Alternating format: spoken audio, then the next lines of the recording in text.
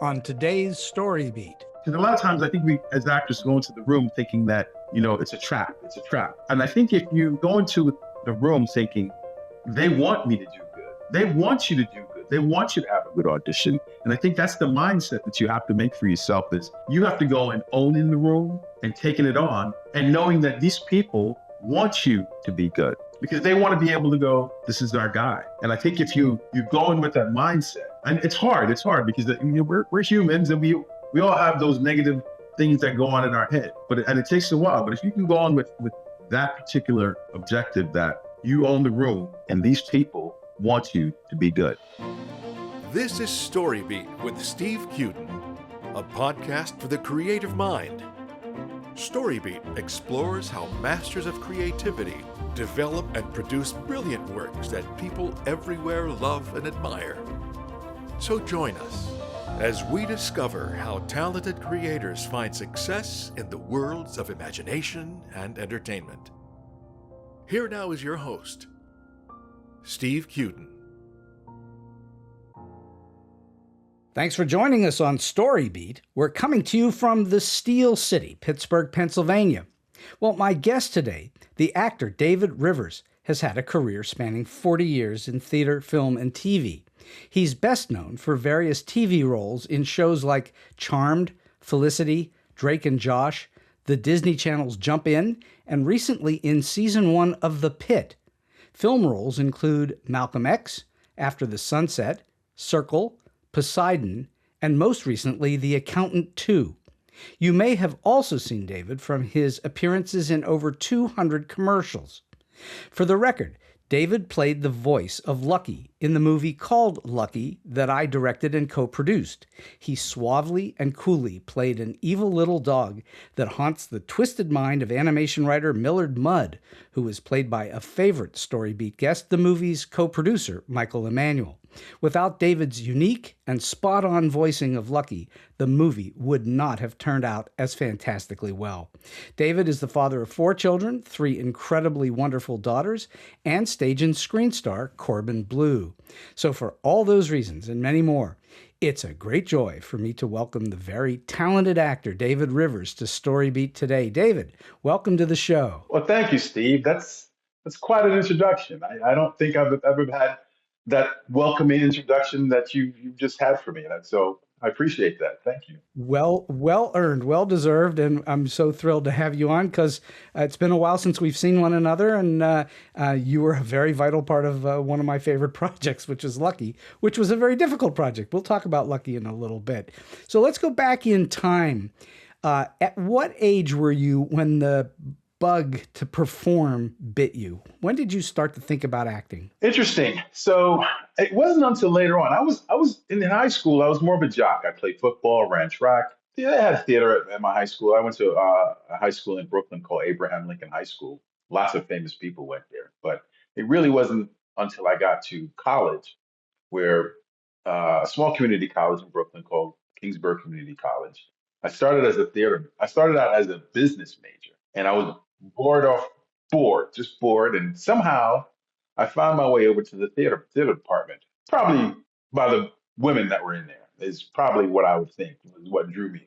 But then I started taking classes and I found out, wow, this is great. I love the art. I love the art of theater. And that's where I caught the bug at this small community college in Brooklyn. So it didn't happen when you were a little kid. You were actually an adult, basically, at the time when you first realized it was something that interested you. Yes, I was around 19 years old, I think, is when it came to me. Yeah. I was going to say, who at that time did you look toward as a role model? That somebody you thought, here's an actor I would like to have a career like or be like? I didn't really think of it that way. Interestingly enough, there wasn't I was just really more taken in by the art of being on the funness of being on stage and being able to create being on stage. It was more later on, once I started that, when I kind of started my career, where I started to look towards different people, like Denzel Washington, or I fell in love with like all the gangster movies, the Godfather movies. So those were the type of things that I was drawn to. later on. I mean, I love theater. I saw so many different plays. Being that I lived in New York, I started going to the theater in New York when I was younger. You know, I saw plays like Joe Turner's Come and Gone, Piano Lesson. You know, those type of things were what was really interesting to me at that time. I never got to do any of those shows, but those were the things that sort of interest me earlier on in my career. Well, there's nothing stopping you from doing them now. If you ever were offered or had an opportunity, there's nothing stopping you from doing those. There's some truth in that. There's some truth in that. And who knows? I'm going to be 64 this year. I have thought about the opportunity of going back and doing some theater, because there's probably really good, richer roles to do even now at my age. So it's definitely a thought. I still love doing film and TV, you know, because it gives me the freedom to do other things. And now that my kids are grown, I think I can do whatever I want. I've thought about it. I definitely thought about it. And we'll see. Maybe you'll see me on a stage someplace near you. Who knows? And by the way, you brought up, in Pittsburgh, we're all very proud of August Wilson. I think he is the Shakespeare of the 20th century. And so we're all very proud of the work that he did. And I think you'd be fantastic in any number of those plays, because there are parts you could absolutely play, no question. And they're very rich. They're extraordinarily rich parts for actors. When you were in school, did you start taking acting classes? Did you train? Yes, I did. My main professor that I had at Kingsborough, his name was Professor Aptekar. And Aptekar said to me, if you want to work in this business, you better clean up your diction. And I really worked hard over the next couple of years of really getting my tongue to work a lot better and really just speaking clearer. You know, growing up in Brooklyn, you know, you have that lazy sort of way of talking. And even though I wasn't born in this country, I was born in Jamaica, and I moved to Brooklyn when I was 10 years old. So I had that little Jamaican accent a little bit. And then because I was 10, I acquired an American type of accent. But the great part about me clearing up my diction is that it helped to like not be from a specific place. You know, I was very sort of like American, but not like American from a specific city like New York or Chicago. That helped me to have the commercial career that I've had. You know, that's what they want in commercials. They want to type, but they don't want you to know that you're specific to a certain region of the country. They want you to be from anywhere unless the character that you're portraying is from a very specific place. That's correct. And so I fell into doing commercials in like the late 80s. After college, I started auditioning for plays in New York. And then I was doing workshops with trying to meet different, agents and casting directors. And an agent with Abrams artist by the name of Tracy Goldblum, I did a workshop with her. And Tracy came up to me after and said, I was in my 20s. I was in my 20s at that point. She said, I think you could do well in TV commercials. I'm like, really? I'm like, yeah, I think so. She signed me, and that was history, because of everything that I've done. I've done lots of things in my career, theater, film, but I've had a really successful commercial career that was giving me the opportunity to not only to move out to California, but also take care of my family. So at what point did you, if you can recall, did you think to yourself, I not only like this, but I am good enough to make a career out of it? Was there a moment for you when it was like the light bulb went off? This is something I can actually do and make a living at? For me, I just knew that I liked it. I liked doing it. And there wasn't a failure. There's never a failure in my brain. I'm kind of one of those guys, if I put my mind to it, I know I can do it. You know, I did it before in sports growing up, and sort of when I started acting, I just said, you know what? I like the process, because it was the process of taking on a role and then developing a role for stage, performing in front of a live audience. Magic. It was so energizing. And for me, that's what really drew me in to theater in itself. Because I lived in New York, it was more accessible to be able to just go ahead and start working. What really helped me with that process was when I was at Kingsborough, I was the VP of the drama club. There was a theater conference myself and the president were sent to in San Francisco in my last year. When going to that conference, everyone from around the country, the goal was to get to New York. I already lived in New York. There's nowhere for me to really go. I lived there. So after I got back, I decided, I'm like, you know what? I'm just going to go pursue this. Because a lot of people were going on to four-year colleges. And I was like, you know what? I just really want to start working. And I just started going out and auditioning. And in my first off-Broadway show that I booked was a show called We Bombed in New Haven. And I don't remember what theater that we did it in, but it was some off-Broadway place that was sort of down in downtown Manhattan. And that was fun. That was a fun little gig because I was working with a lot of other actors who have been doing it for a while. And it was a great learning process to be able to do it with those actors. Did you ever have any sense of fear about what you were doing? Were you nervous as an auditioner, or were you always confident? I was confident when I got the role. Auditions made me a little bit nervous, but it was the process that the more I did it, the more I got comfortable with it. Because I know that happens with a lot of actors, that, especially young actors that I see nowadays. No, it definitely is some time, because auditioning for the role is not working the role. Once you get the role, you know what you've trained to do to really work at the role and to be able to create the character that you're doing. But the audition process is quite different. And I know there's a lot of people in this business that just can't audition. My ex-wife, she was a wonderful actress, but auditioning made her nervous. And I've heard this with a lot of people. I mean, a lot of stars who work can't audition for anything, is what I've heard, So, but yeah, it at first it did make me nervous. And sometimes it depends on the project. I could be nervous going in for an audition, but. Do you have any particular technique or trick that you use to psych you into doing a good audition? Is there something that you do? I think what's helpful, because a lot of times I think we as actors go into the room thinking that, it's a trap.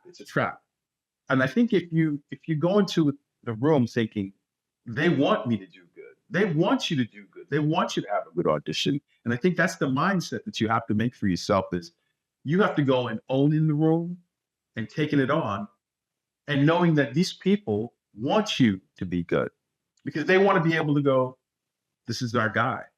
And I think if you go in with that mindset, and it's hard because we're humans and we all have those negative things that go on in our head, and it takes a while. But if you can go on with that particular objective, that you own the room and these people want you to be good.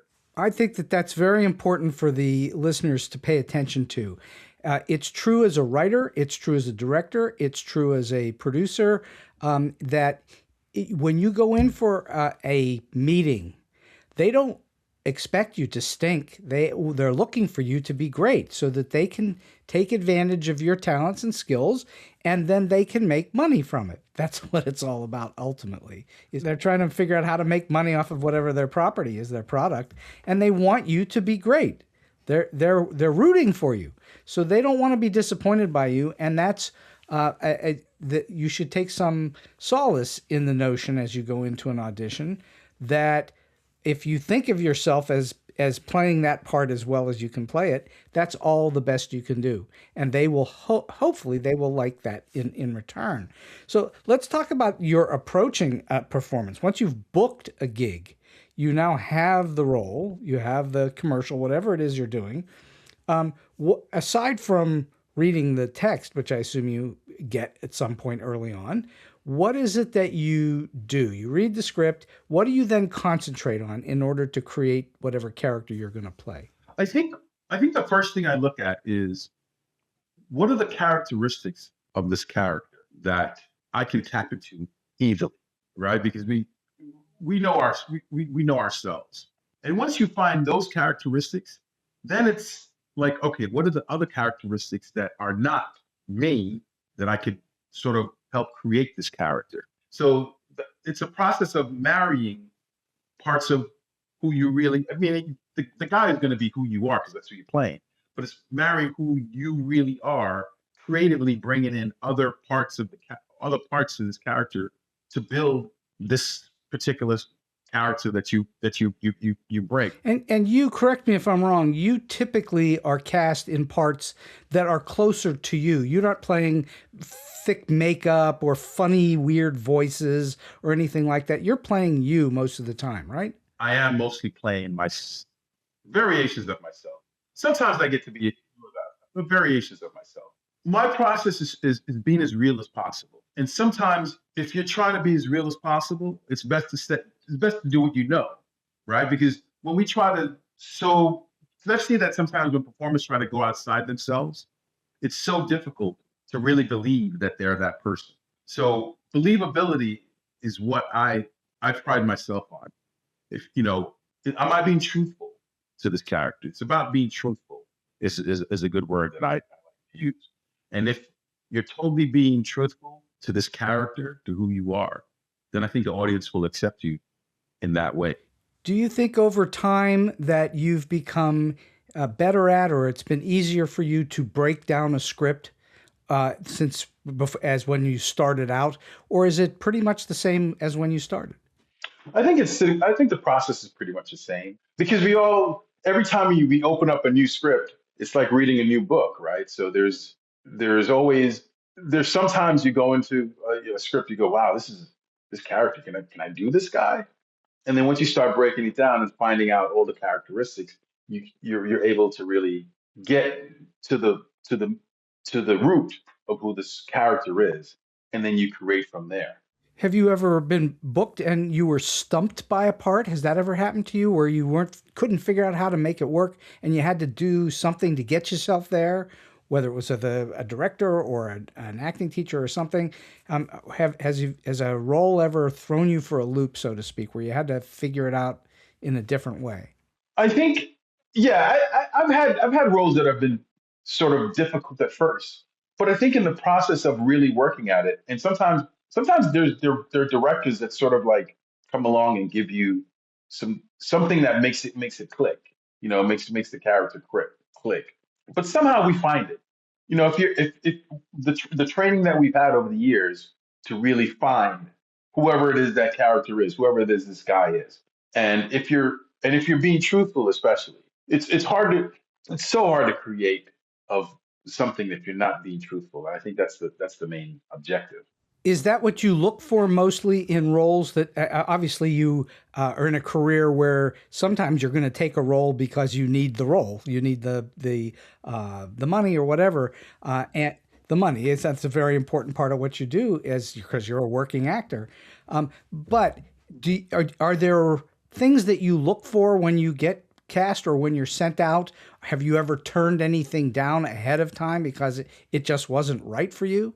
There's been a number of times that I've turned things down where it's just something, maybe age or just something that I can't connect with, because we're people, we can't connect with every single thing. So yes, there have been times where I've sort of said, you know what, I don't think or I'm just not connected to it. I'm just not really right for this type of character. And those few times when you've actually taken the part, you've been cast, and you struggled trying to understand what to do with the part, you were looking for some help from a director at that point, yeah? A lot of times a director, sometimes, through the process, maybe, reading the material over and over again. It's an artistic process. And that's the fun about what we do, right? Because the challenge is always making it, you get to the point where you are so locked in to this character where, you can start to create, you feel a freedom. There's a freedom once you felt it. And the freedom helps you to be able to make a left turn here or a right turn here with whatever we're doing. But sometimes it takes a while. Sometimes it takes longer to get to that process, depending on the character. But usually, sometimes it's a director. Sometimes it's a director's, who comes in and says, why don't you think about doing it this way? And it's something that maybe you didn't think about before, and that sort of unlocks something else. So yes, there's some directors are really good at really unlocking things if they know actors.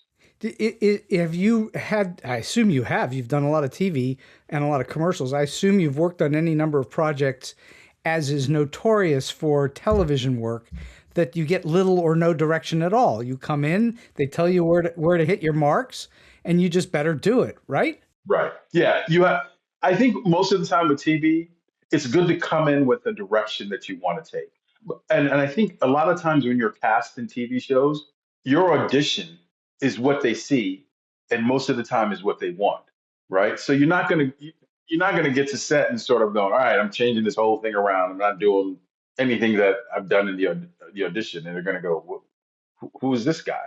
Because so yes, you definitely can sort of make little creative choices, but you don't want to go away too far from what you auditioned with because that's the guy they wanted. That's the character they wanted.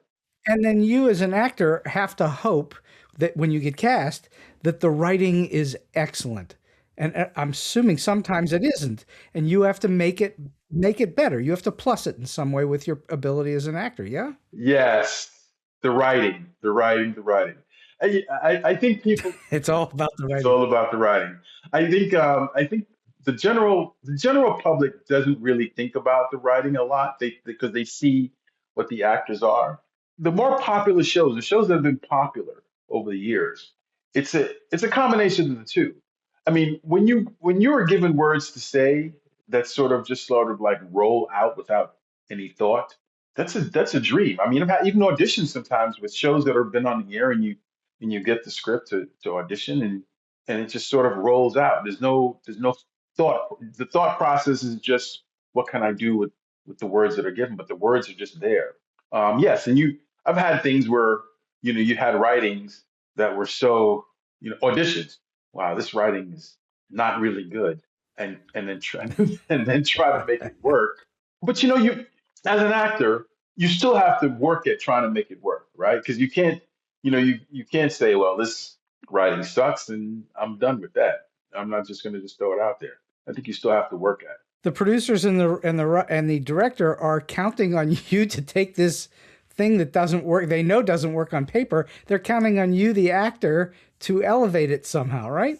Yeah, yeah, that's our job, and that is our job, right? To sort of elevate it, even if it's bad, you have to find the good. There's a lot of good actors.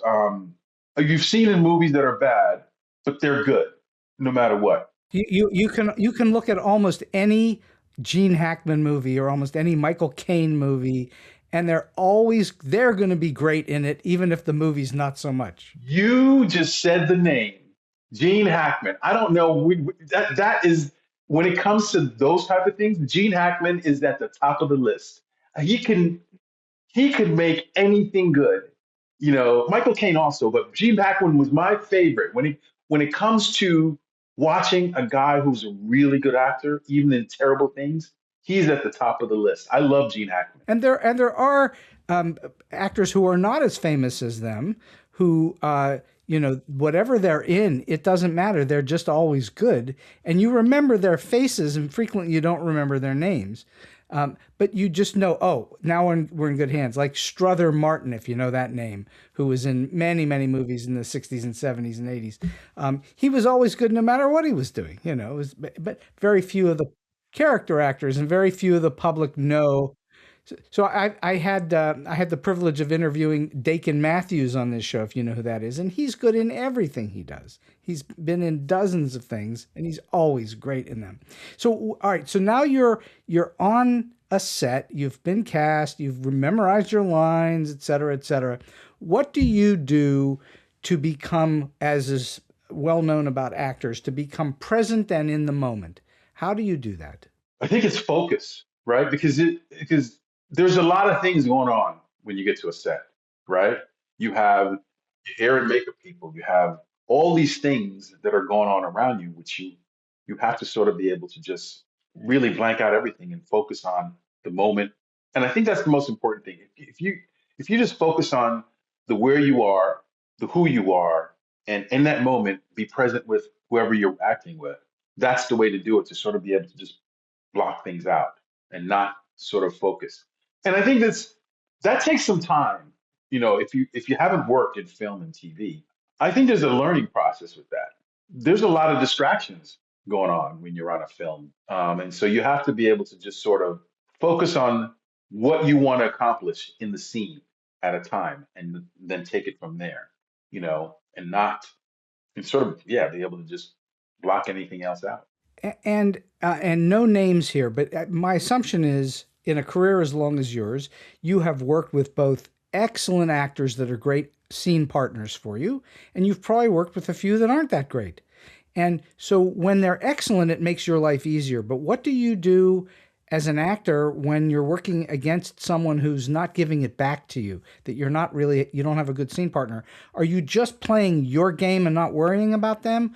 Or do you need them to feed you emotion and so on back? I think you have to be able to do it on your own if you don't have a great team partner. Now, if you have a great team partner, that's when you have someone to play back and forth with, it just takes it to another level, right? Because if you're going back and forth, it's like a ping pong match. That's when it's great. That's when it's the most fun. But if you don't have that, you still have to be able to deliver in your performance. So you have to be able to do both. Obviously, it's great when you have that scene partner, but if you don't, you have to be able to still focus and deliver what you've been hired to do. And you have, correct me if I'm wrong, you've done a few commercials over your time where you had no lines. It's just you, it's your physical presence that they're casting you for, and there's no dialogue. And so, do you then also think to yourself, do you develop a character for someone like that? Do you have something in mind for that character, even though there's nothing written to give you much guidance? So when it comes to commercials, I feed on my personality. I've been blessed with a personality that's pretty open, very open, um, but also a face that's very open. I say that I always tell people I think advertisers think that I have a face that sells shit. that's that's how I put it. It, you, it, It's just, it must be so. it just so happened that I was blessed with one of those faces, and advertisers just sort of say, "Yeah, that's our guy."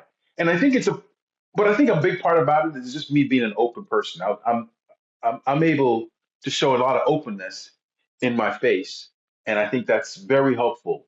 And so when I go into an audition for commercials, that's mostly what I tap into. In being present, being in the moment, and get to what they want to really quickly, because there is no long process in a commercial audition. People, we're trained to sort of like go from A to B to C as actors, but in a commercial audition, you got to go right to C right away. There's no, it's like from the moment you say your name, you got to be right on. And I think a lot of times that's lost on actors that have difficulty with commercials, especially. Are they casting you when you walk in the door and they're just seeing how you are as a human before they even start to test you? Are they looking at you for those reasons just as you walk in? Well, Steve, I tell you, I walk in being ready for them to look at me. See, I've learned over the years that's the thing. I walk in being on and being present right away with everyone in the room. I try to make as contact with everyone as possible before they even turn the camera on. I think that's an important thing to know. I think in all facets of auditioning, but especially commercials.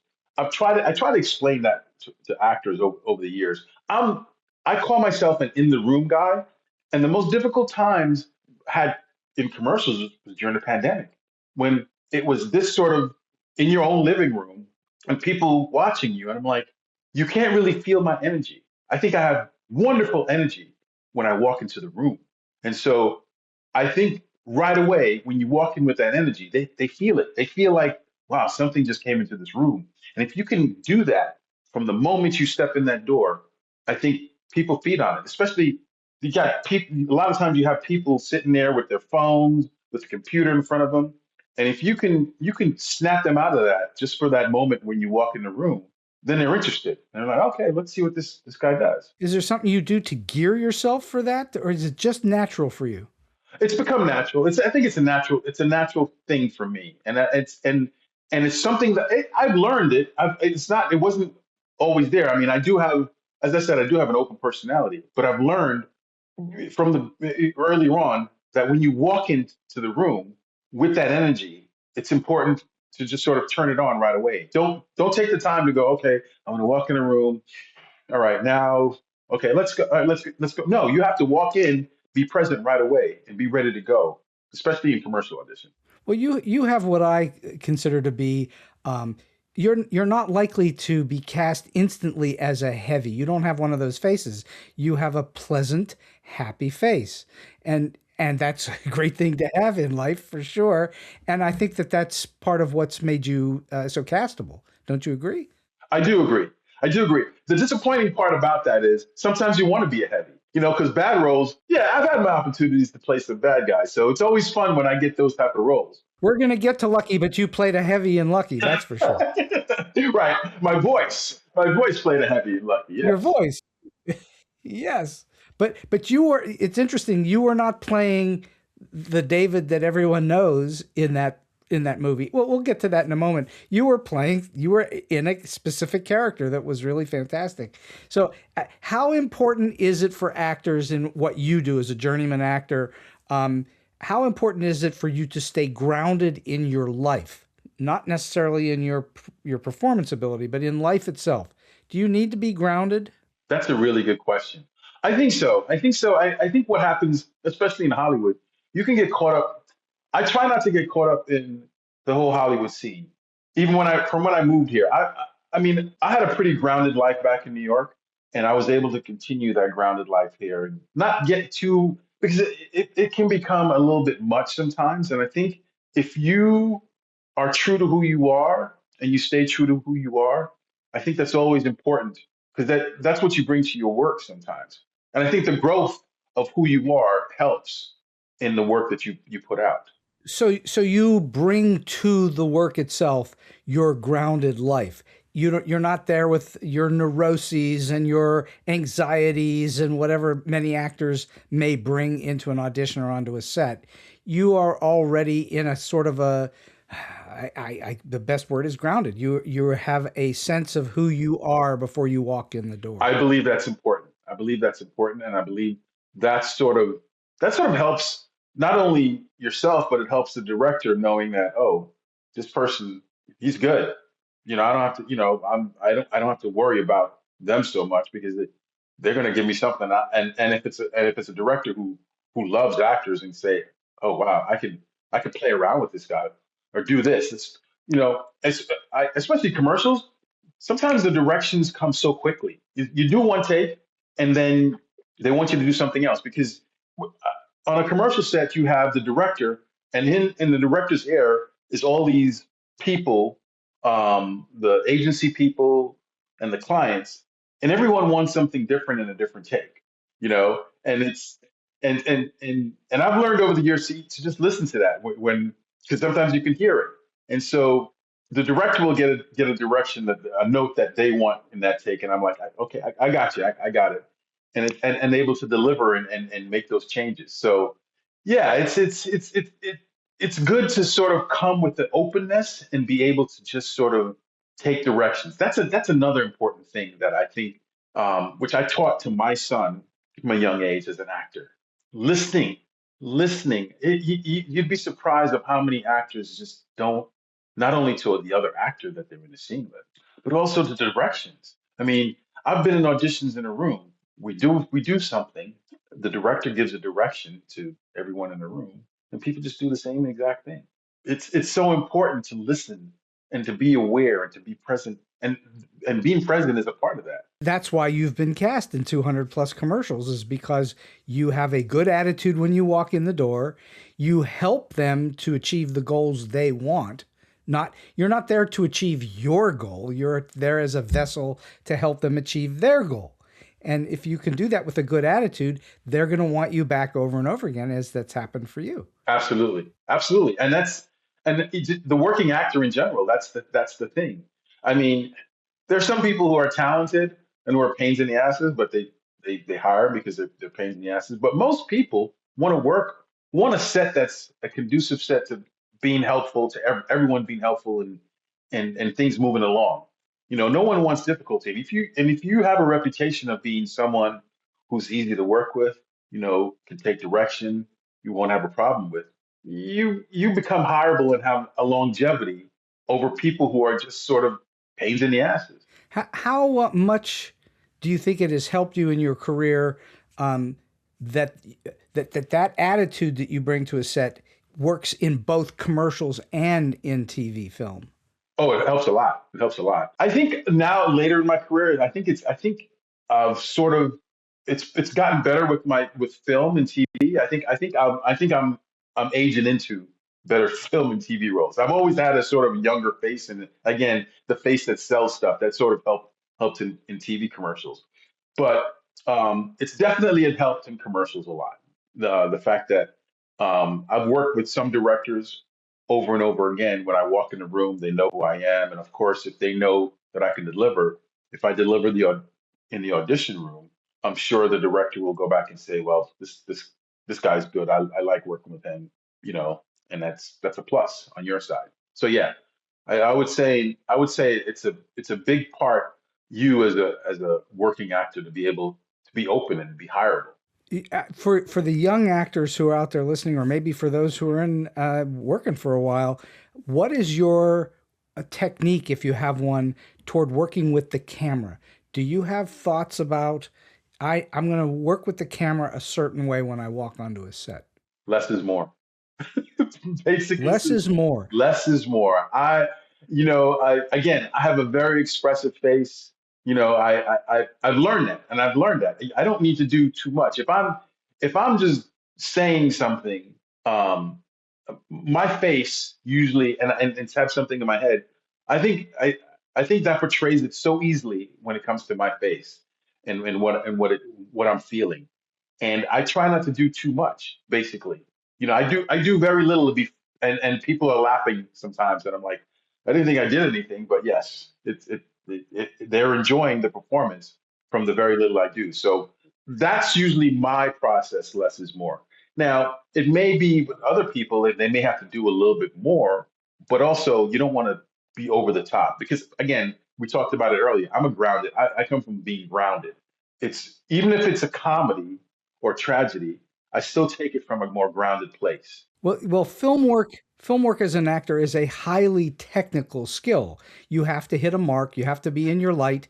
You can't turn your head away from the camera if they don't want you to turn your head away. You have to be right where you are, and you have to be able to repeat. So there may be take after take after take, and you have to be able to repeat a performance to the satisfaction of whoever you're working for.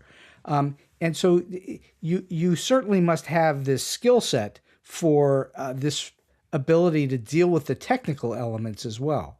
Am I wrong about that, or do you not pay any attention to it? No, you're correct. But again, that's helpful because when you're doing take after take, you want to also keep it fresh, and that's part of the technique that I've learned over time in studying is that that's how technique sort of helps you as an actor sort of lift up your performance. Because if you can go to something in your head and make it fresh every time, you don't want it to become stale. Obviously, it's hard to do the same exact take after take, but you want to try to repeat that, but making it fresh and not making it seem like it's boring. You don't want it to seem boring. Is there something that you do to keep it fresh? Is there something that you psychologically do to keep it fresh? I try to connect with something that's real for me. I try to make some sort of connection that's real, and maybe in the middle of doing it, I may have to switch to something else if it becomes sort of too repetitive. So yeah, I think the important thing is to try to connect with something that sort of feeds you and keeps you connected to it reality wise. It's a repetition thing, but sometimes there's things that you might have to change to sort of get a fresh take on something that you're doing. And most of what you do from auditioning through the process of shooting is got a degree of pressure to it. Time is money. People are not wanting you to goof off. They want you to actually concentrate on what you're doing, and that's part of the job. How do you deal with the pressures of being in the business on a set? Do you have a way to think about being relaxed in front of the camera, which is, of course, another notorious actor's trick, but how do you get there? How do you keep the pressure at bay? It's years. It's the years that I've put into doing this business. I think I think maybe earlier on there might have been pressure, but I think in my career, at this stage of my career, there's really no pressure because if you're prepared and you walk onto the set, being confident and knowing that you know what you're doing, there's really no pressure at all. It's not always perfect. There are times maybe you're maybe having trouble. I sometimes if you have a specific line that you're kind of stumbling on, and it's hard to get around it and you just sort of have to make yourself sort of calm down and slow things down. I think if I have one bugaboo is sometimes I try to get to things too quickly and I have to sort of tell myself just to slow down, because sometimes in our process we think it's going we think it's faster than it needs to be. And telling myself to slow down and process it a little slower is what helps. It's like your brain is sort of ahead of what you're doing. I think that's great because I think that that's true for so many things in life. If we just slow down and take a breath, many things in life aren't as difficult as you think they are. This is true. Many things in life, Steve. Many things in life. Yeah. Many things in life. So, do you have a particular technique of memorization? How do you memorize lines? Is it just brute force and repetition, or do you have other sort of techniques? I was much better at this earlier on in my career when I did a lot more theater. Now, as I'm getting Sure. older, it's just I'm actually working right now. There's a self tape that I'm working on, and it's 8 pages, two big scenes. Um, there's an app that I found. It's called Co-Read, and it's been very very helpful for me. And basically, you record your lines and the lines. What it does for me is it helps me to not pay it to really listen to what the other lines are because the app just sort of feeds you the other lines, and even though your lines are in front of you, but it helps me to just listen to the line and then just get my line out as and just not think about it so much, the other lines. Because sometimes when you earlier on in your career, you sort of like you're reading the other lines that you have and yours. But I think it's something in my brain that's really helped with this app to not sort of be very helpful in sort of listening and forces me to listen, right? Because now I'm just listening to the lines that I'm hearing, which helps me as an actor. Well, Marlon Brando once famously said, when they call action, you don't have to do anything. If there's nothing to do, yes. But if you have a line to say, they expect you to say that They expect you to say it for sure. So in your case, it is, as I have found by talking to many actors on this show, it is in fact brute force repetition. You have to go over it and over it and over it. It doesn't. You don't have. Some people are very lucky and have a photographic or a perfect memory. They look at something once and they have it.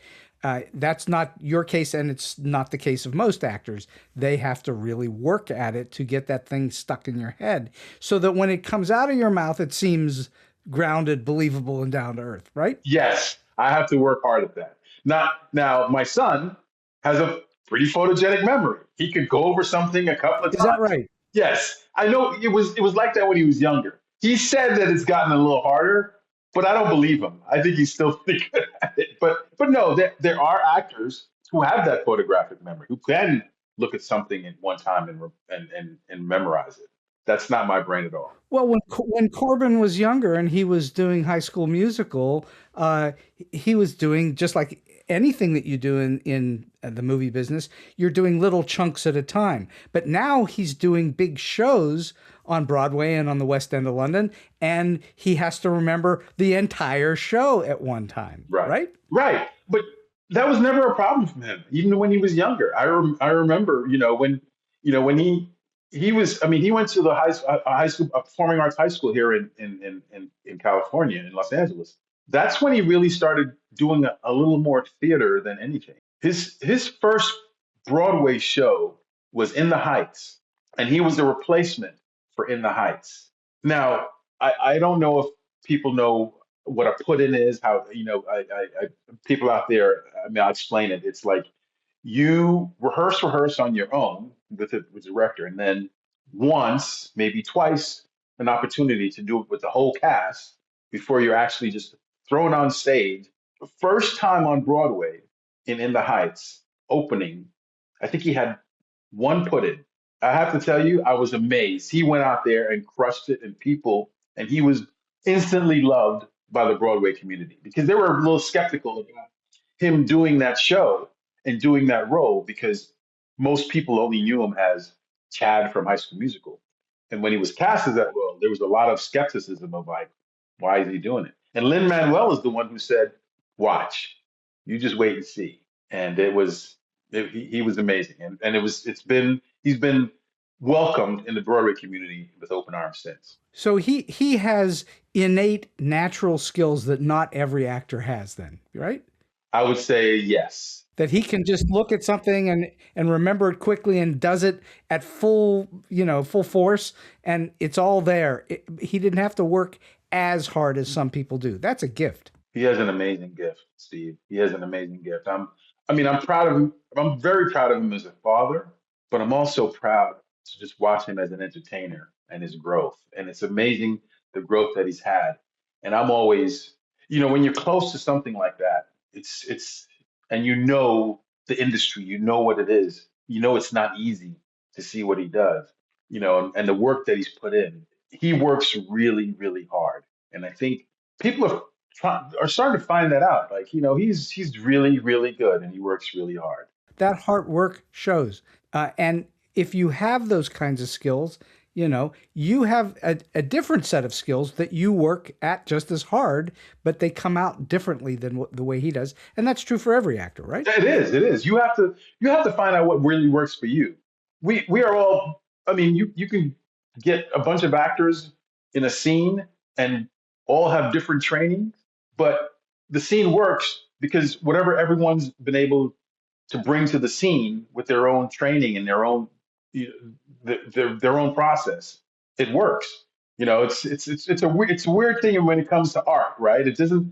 Art is never perfect, is how I describe art. Art is never perfect. There's some kinds of art where the artist works literally on their own. A painter usually is going to work on their own. There's no one else involved. But you as an actor, you have to collaborate with others, not just other actors, but the director, the cinematographer, the makeup people. You have to interact with all these people. And so what is your secret for being a good collaborator? Is it just being having a good attitude, or is there something else to it? I think having a good attitude is great, but also being open, being open to suggestions, being open to, again, listening to everyone and everything around you. I think it's an important thing to do, to be able to take things in. Because if you're not open and not able to sort of listen and listen to what the ideas of other people, yeah, you may have your own ideas as well. And I think that's what a collaboration process is all about. I think it's everyone collaborating together to create a project. I mean, most ensemble pieces that and especially television, the ensemble pieces, it's more about everyone. It's the creation of people working together to create something that's really wonderful, and that people go, oh wow, that's great. I've long said, I taught screenwriting here in Pittsburgh for 10 years. And one of the things that I taught that most young people don't get at all is that when you, the writer, are writing, it's a blueprint for what's ultimately going to be made. But everybody is pulling to tell the same story. Everybody is a little piece of making that story a whole thing. And so as an actor, it's frequently not about you or your character. It's about all the other elements that come together, including you. And so as an actor, I think sometimes actors early on in their career, they're all focused on themselves, when in fact, one of the tricks is to focus on the other actors. Right. I think it's important. Yes, I think it's important because that's the listening that I talked about earlier, right? Being able to listen to what other actors are saying and what they're talking about. But don't get your point. Sometimes you could do it, but don't get your point of view lost either. Right? Because because it's a collaborative process, you still have to be able to bring what you want to bring to the table in that collaborative, but still incorporating what you're getting from other people. You're a piece of that whole puzzle. Yes, correct. And so you have to bring your A game to that puzzle to make it part of the whole. Hopefully. hopefully it's the A game. Hopefully I can bring that A game all the time. I've been teasing it, but I have to talk to you for a moment about Lucky. So I don't know if were you around when we were in the middle of casting the part of Lucky. Now, so let me explain for the audience. Lucky was a story about an alcoholic animation writer who lived in an absolute hovel. The description was a sea of beer cans on the floor. There were dead pet turtles in a fish tank. This guy was on his last legs as an animation writer, and he goes out to get more beer, and he has the beer cans on the top of his car because he's forgotten to put them in the car. And as he's driving back home, he's musing about the world, which is just this drunken craziness. And he doesn't see a dog in the road, and he accidentally runs over the dog in the road, and the beer cans go flying. And he thinks the dog is still alive, and he takes the dog back home, and 3 weeks later realizes the dog died a long time ago. And the moment he buries the dog comes back to life and starts talking to him telepathically. Well, David played Lucky's voice in this amazing twist on what it is of insanity or sanity, however you want to say it. Do you know that when we cast that part, virtually every actor we auditioned did sort of a New York cab driver accent? Hey, we're talking down here. It's Lucky's talking down like it's from New York. And you're the only one that came in and did it completely differently, and it was spot on. And here's the other part of it. This was that we cast a little teeny tiny dog who was a professional dog. In fact, this little dog was named Sydney, and Sydney had starred in Dude, Where's My Car? If you've ever seen Dude, Where's My Car? Sydney is the dog that gets stoned in Dude, Where's My Car? And what came out of this little teeny sweet little dog's mouth was this dark, deep, you had a deep, rich baritone voice throughout this whole thing, and you were just evil, and it was just perfect. Did you know that that's how the casting went?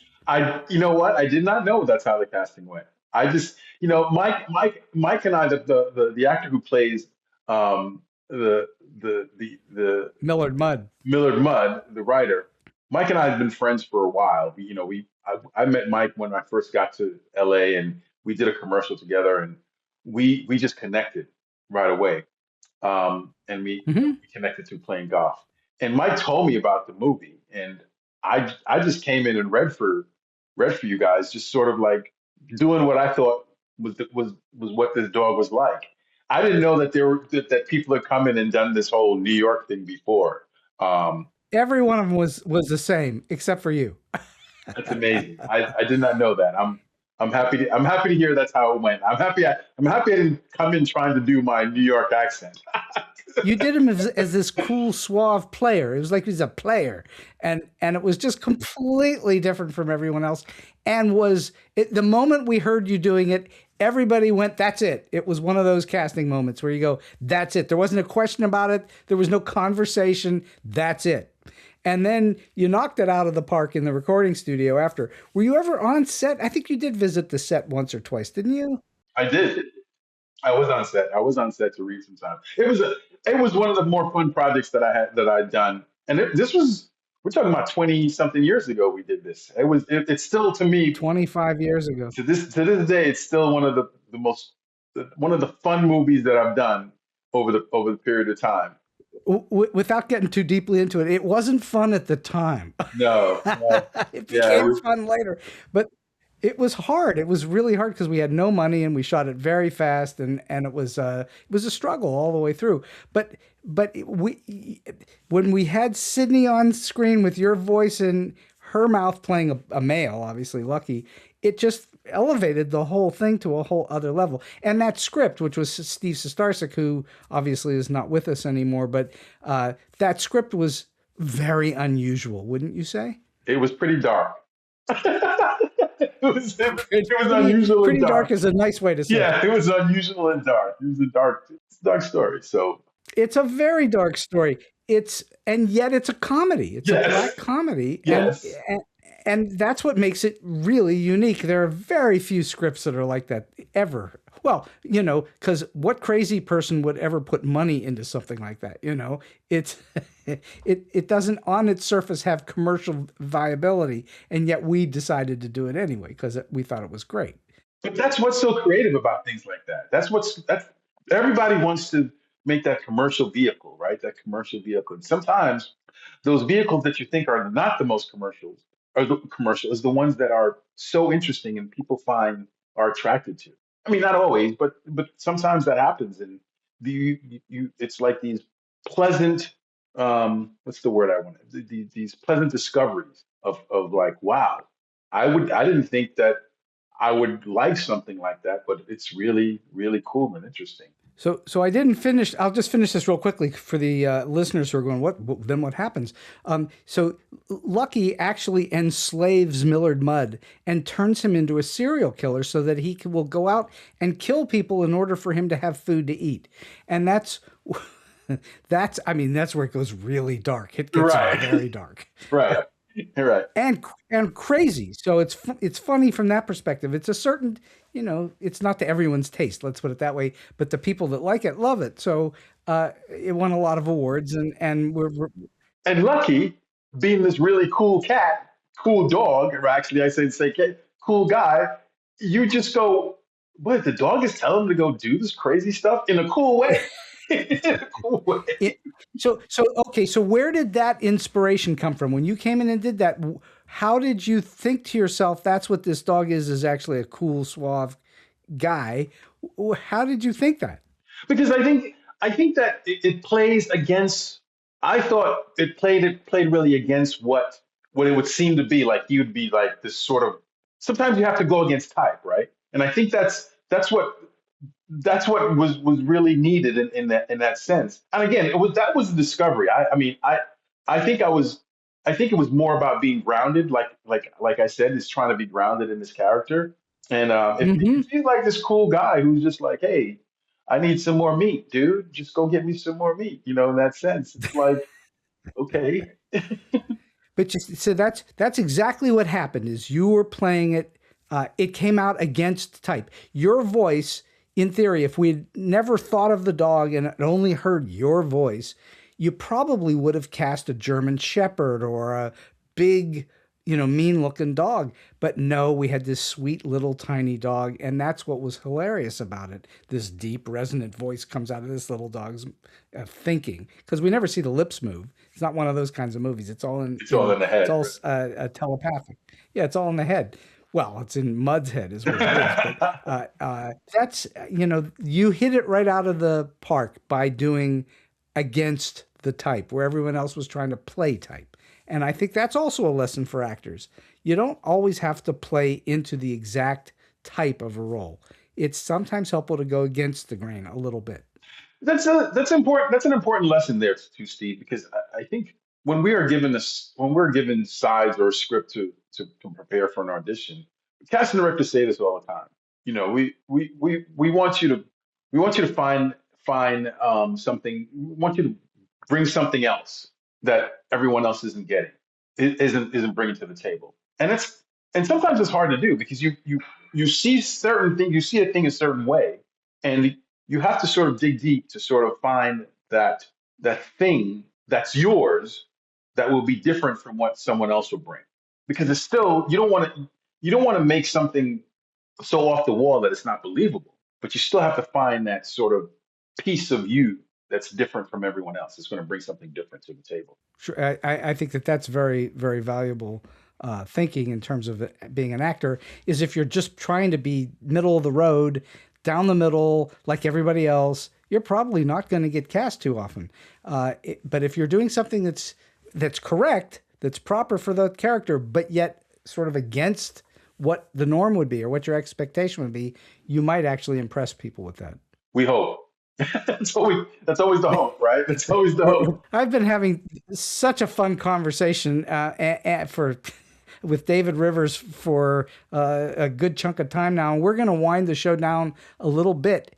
And I'm just wondering, in all of your many experiences, Can you share with us a story that's either weird, quirky, offbeat, strange, or maybe just plain funny? Michael and I produced this movie. Michael Emanuel, who we talked about before, is the lead actor in Lucky. And Michael has done some writing and producing, and we did this little project called Scary or Die.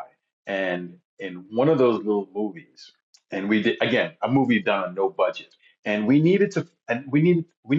It was a specific day, and we needed some zombies. We needed these zombies, and again, no money.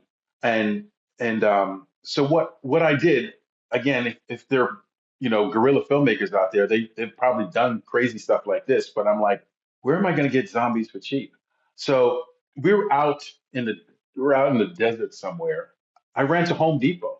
I ran to Home Depot and found these workers. These guys wanted looking for work, and I said, you and you, and you guys want to work?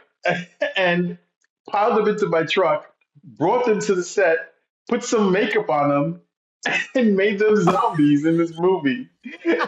to, to this day, I look at that story, Steve, and it's like, that is guerrilla filmmaking 101. Pick up some, workers from Home Depot who are looking for work and put them and pay them and put them in a movie as zombies.